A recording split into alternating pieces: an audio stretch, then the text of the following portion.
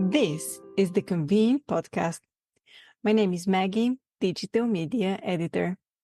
Welcome to another episode of the Convene Talk.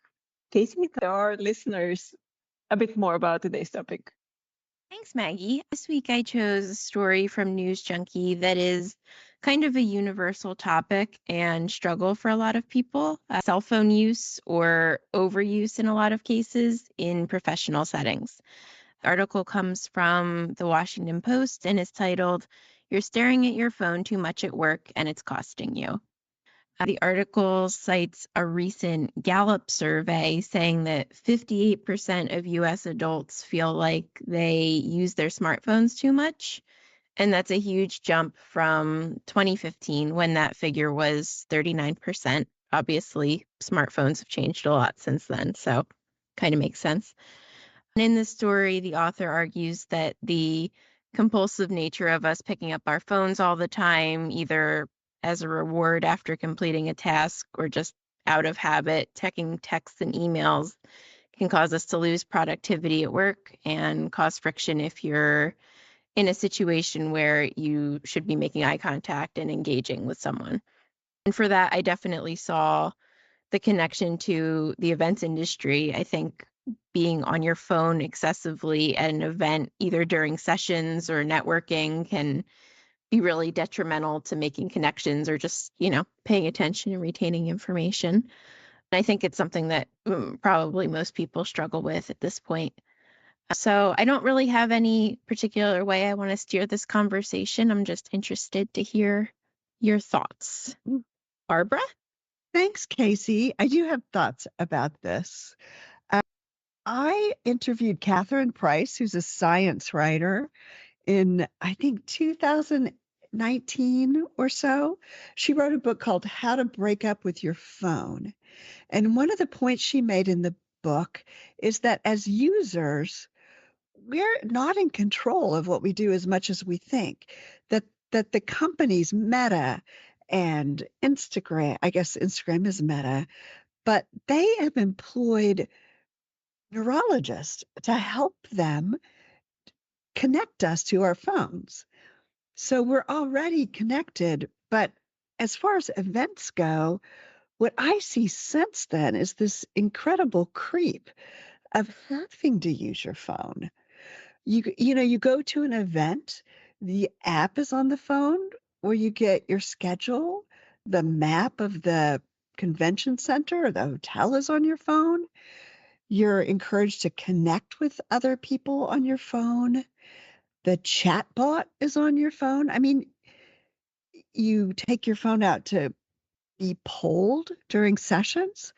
So it's like in real life, it's this constant back and forth between the information I need is on my phone. I go to my phone and I encounter all these ways that phones are engineered to capture our attention. So I'm not saying that we don't have the agency to use our phones the way that is best for our productivity and our mental health. You have to know what you're doing. Yes, Curt. What you said was exactly what I was going to talk about in relation to the events industry, because events tie you to your phone, and it used to be kind of like, it's rude to take out your phone during a meeting or something like that. Work meetings, it still is, I think, but like at an event, in a room full of people who are listening to someone on stage or whatever. But now, yeah, you use, that everything is tied to the app, and the app is usually on your phone. So I totally agree with you there. But even out in the real world, you go to some restaurants now since COVID, they don't have menus, so you have to use your phone for your QR code. And, I've known a few people who either don't carry a phone with them or don't carry a phone when they're going out to dinner with someone or going to be social somehow. And so they have to, get to rely on their friends' phones and stuff like that. But it sort of is telling you, here, use your phone for this and then stay, because you're going to notice everything else you're missing on your phone, and don't talk to the people who you're with. But it's sort of like, you make a pledge to get in shape as your New Year's goal or whatever, and by March you haven't done it, or you haven't even gone to the gym once or whatever. You have to have that, what do you call it? That ability to motivate yourself and to stick with it, I guess, and make yourself not look at your phone. And there are tactics for that, which I'm sure you can find in any story online. But yeah, it's a tricky situation. Maggie? You reminded me of a video of Simon Sinek where he was at a conference giving a speech. He was speaking with somebody, and he just asked the audience, "Can I borrow someone's phone?" Of course, I mean, he doesn't have his phone on him on stage. So he just took the phone and he was just holding it in his hand. And he's like, "I'm not going to do anything. I just got to speak to all of you holding this phone in my hand. How is that making you feel?" And of course, everybody was like, "What kind of that you want to look at the phone and not speak with us?" Or, even the presenter next to him, the MC next to him. So it makes you feel like you don't matter. And that was his point, that the phones take this human connection away very easily just by showing at a table or by your side, and then poof, it's gone. And especially at an event, you so much want the attention of others. In case you mentioned being on your phone and networking, because it's kind of our reaction nowadays. We don't know how to be bored, so we naturally grab our phones because, for example, we don't know anyone in this reception. We don't know how to start a conversation, so it's like, ooh, escaping the phone. But then how would anyone speak with you if you're just staring at your phone? You immediately become unapproachable. Casey, would you agree? Yeah, absolutely. And your Simon Sinek story reminded me of another speaker who talked about this. For our Makers cover story a couple months ago, I spoke with Mark Forget, who founded Makatu Workshops, and they use Indigenous crafting sessions to kind of deliver their message. And he talked about how a kind of unintentional benefit of having people work on these Indigenous crafts while he speaks is that people are actually paying attention to him. They're not on their phones. He's not looking out into a sea of people who are just staring at their phone, sitting in the audience. They're really engaged. They're doing something with their hands to keep them occupied, but are focused on him and his messaging, which is a really cool outcome and probably a benefit of physical crafts in general, that we're doing something, occupying our time and our hands with something that's not technology. Barbara? One of the things we haven't really even mentioned is the mental health effect of using your phone all the time and just trying to be connected to others by your screens. I think that the reason that phones are designed to give you dopamine hits, which are easy to get on your phone. They're not long lasting, but they're easy to get. But if you're not using your phone, and as Maggie and you were talking about, like in a networking situation, you have to endure a little discomfort before you make a social connection. A lot of the mental health studies have been on teenagers and children, but I think adults also suffer from, relying on this easy hit, what is a very diluted form of connection, and then not making those real life connections. The idea of living our lives through screens, which we are doing more and more, I think is just chilling. I don't like it. I bought this tool a couple months ago. It's a 3D printed block, and you can put your phone, you get an app and you put your phone up to it, and you can kind of clock in and clock out of your phone. So once you tap into it, you're locked out of whatever apps are problematic to you, and then you can clock back in when you want them back. And I got that not even because I have a problem during the day, but I realized at nighttime when I wanted to be, getting chores done or reading, I was sitting on my couch on my phone. And I would get to the end of the night and be like, that is not how I wanted to spend my night. How did that happen? So that's helped me lower my screen time a lot. And I feel much better about it. You don't feel good when you're sitting on your phone for an hour wasting time. So I really like that. Maggie? Yeah, same experience. And that was also talked in the article, that it's good idea to change your settings. So what I did was, and so it's a certain hour, everything becomes black and white on my phone, and it turns off the sound. So even if, for example, if I'm on social media, the sound disappears, everything becomes black and white. So it's kind of my reminder, okay, you just cross the threshold, put that phone down. It's not Right. the time for it, which I actually love.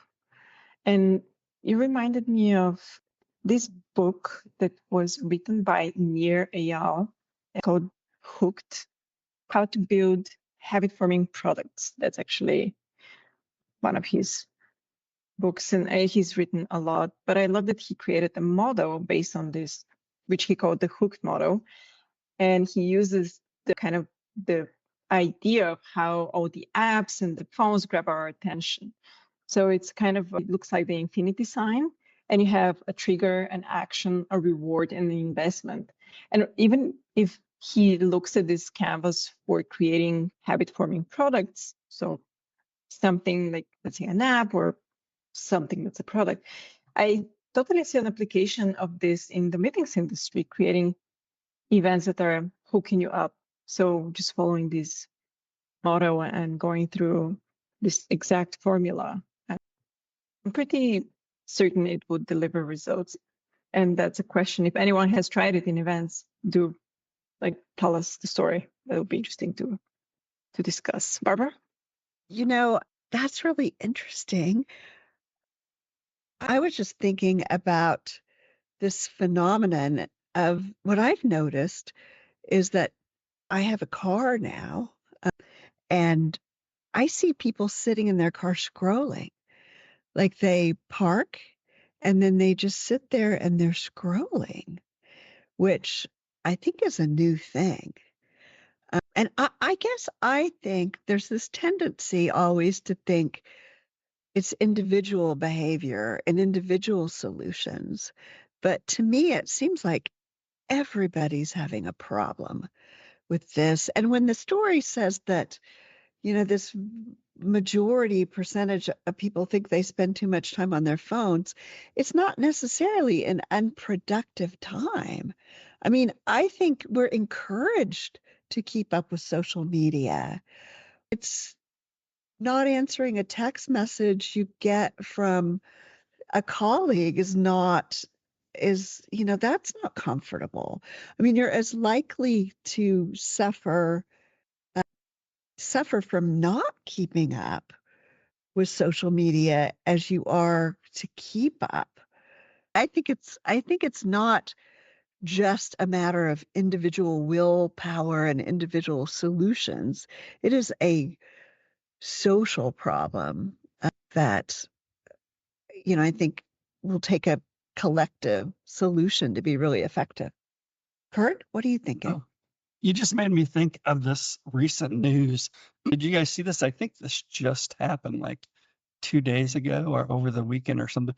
Australia voted to give workers the right to disconnect after hours. So now, because of this new law, they don't have to answer their phone or their text or their email after hours from their bosses.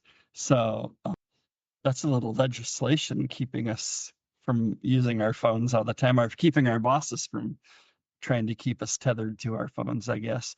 It says that the bosses can still, text or call or whatever, but workers don't have to answer, and they can't be punished for it. And somehow the law will make sure they're not punished for it, I guess. It was passed in February, but it took effect Monday. France has had that for a while. Who? France? Oh, think maybe Fr- because it yeah, says it's the latest country to do something like this. yeah. But anyway, that you just made me think of that, and that's interesting. And fun because sometimes we do get calls or something where we'd have to deal with something after hours and we don't want to, and we shouldn't have to. I'm just thinking about what would happen if you showed up at a typical meeting without your phone. I mean, I feel like you pretty much have trouble keeping up. If my phone ever is low on batteries, I'm like looking all around for those charging stations and going, oh, thank God there's a spot. So, yeah, I'm very happy to see laws here. I don't know if it's a law yet, but I know it's very big. I know school systems here in California are starting to disallow phones in the classrooms. And I think you can have a phone, your parents can still, I don't know what the laws are. I shouldn't speculate, but I applaud that because I mean, we're adults and we know how to talk to each other, but I think about little kids having phones and, you know, being alone on the playground looking at their phone. It's just, I was going to bring that up too, Barbara. I've noticed this year there are a lot of cell phone bans in schools all across the country, which I think is great just in terms of, I feel like we've all kind of touched on methods we've used to kind of break a phone addiction. And where adults, like you said, there's elements to phones that want to keep you in and keep you on it as much as possible. And it's hard even for adult minds to break past that. So I think for kids to have like 8 hours where they're being forced to pay attention and interact with each other and not be on their phones has to be really positive for mental health, even if it's tough for them in the beginning. yeah. And I'm also thinking about like what I miss in my life are some of the social interactions that, I mean, I just feel like there just used to be so many more social interactions. Even like, oh, you can automatically register, you automatically go straight to your hotel room. And I feel like those little hits of like, that's what makes communities, and yeah, that's all I had to say is that just thinking about, how much is lost when you don't need to talk to somebody. I think I've mentioned this before, but I really love it when I don't look at my phone first thing in the morning because that's just such good time for your brain. And you don't want to spend it finding out, that Jennifer and Ben have split up. Again. Yeah. You have the opportunity to see so much more around you and to You notice really things do. and to meet people and have conversations, like people just not necessarily just on the street, but like the other day I Yeah. was sitting at a coffee shop and I had a bagel and this woman was sitting in front of me and this bee was buzzing around her and I made a comment about the bee and we ended up talking for like 30 minutes and it was great. She's originally from Indiana and I used to work in Indiana and blah, blah, blah, blah, all this stuff. But that would have never happened if I was just sitting there looking at my phone the whole time and not looking up and seeing her at the bench in front of me. I love that when I am able to just not use it at all. Not even, it's in my pocket or whatever. Curt, you reminded me, I wrote a story about virtual reality and storytelling like pretty many years ago. And I spent like hours at this event that was a virtual reality. So I had on like, the headphones and I had on I was in virtual worlds.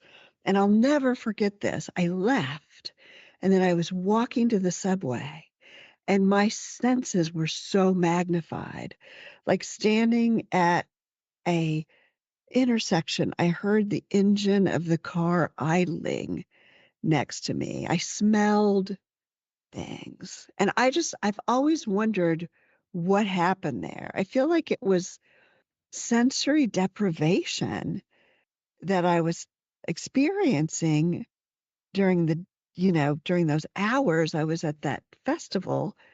And then when I went outside in the real world and I felt all the things that you could feel through your five senses, it was so enhanced. And it just made me think if we're not just dripping all of that away in teeny little drips, being on our screens all the time. Mhm. Yeah, for sure it makes you numb to so many things happening. Did you get nauseous from wearing the goggles and all that? I didn't get nauseous. And I was very interested and engaged in what was going on because it was all these things that were very novel. But, just the flood of senses it was pretty remarkable to me. Mhm. Just smelling and hearing.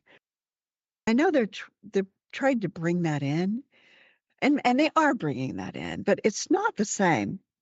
No. It's just not the same. My favorite book, which I wish everybody would read, is called The Extended Mind, and it's by Annie Paul Murphy. And she just writes about how we're by ourselves with our brains, but our brains are actually not by ourselves. Like everything that happens is collective. And I just think that this chunk of metal and plastic is not it, and I think we'll just find that out more and more. Like this is extreme, but it'll be like when we marvel at those people that are wearing, when they did the tests of the atom bomb in the desert and people went out and found these they didn't know they were radioactive rocks and made jewelry out of them.